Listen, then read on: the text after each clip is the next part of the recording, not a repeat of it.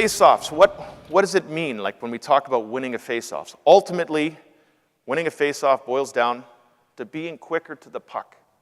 Who can be the quickest to the puck? And it's not just the centerman or the person taking your faceoff about them being quickest to the puck. It's a whole collective thing. It's not just the person taking the faceoff. And a faceoff, that's as close as you can come in a game of hockey to a controlled environment. Yeah, you can talk about a shootout, you can talk about penalty shots, those are controlled environments. But then the actual competitive game, a face-off, that is a controlled environment. So we ask our centermen when we come in, we say, this is an ultimate one-on-one battle between you and your opponent. You have to come in there with the mindset that this is my dot, this is my puck. This is what you have to be as a excellent face-off person in the NHL. And you have a clear goal, puck possession.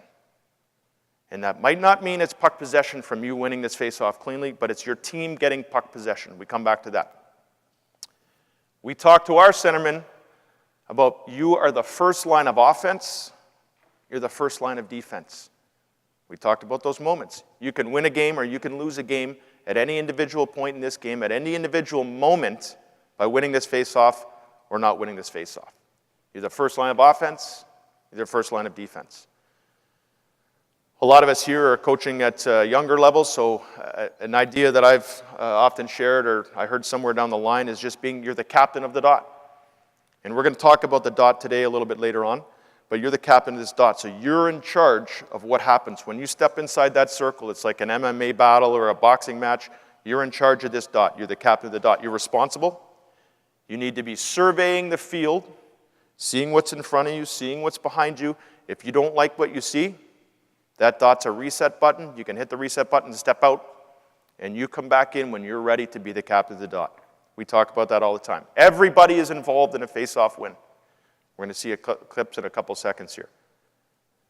It's a 5-man victory, 6-man victory. Defensive zone, you want to talk about your goalies or different points in the game. If you're on a power play, you're on a penalty kill, or maybe it's a 4-on-3.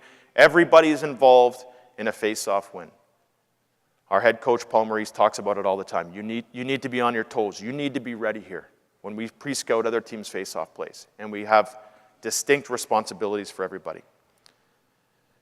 We talk about being quickest to the puck. We're going to talk about recovery. Who's going to recover this puck, offensively or defensively? Dirty pucks, creating dirty pucks or second action pucks. We talk about that all the time. Pucks get dropped in different spots. They go off a foot. Somebody ties you up. There's going to be a dirty puck or a second action puck, and we're going to see a few clips on that. But really, face-offs boil down to having that plan for recovery. It's not just about winning it. It's about the plan of what happens when your team gets it or when your team doesn't win this puck. How are you going to recover it? And we're going to see some video of a couple of face-off plays and a couple of face-offs where it's going to look like one team will obviously win this face-off, but one team has a better plan for recovery. So if you can encourage your team about being quicker to the puck and about having a distinct plan for recovery, your team will be a better face-off team.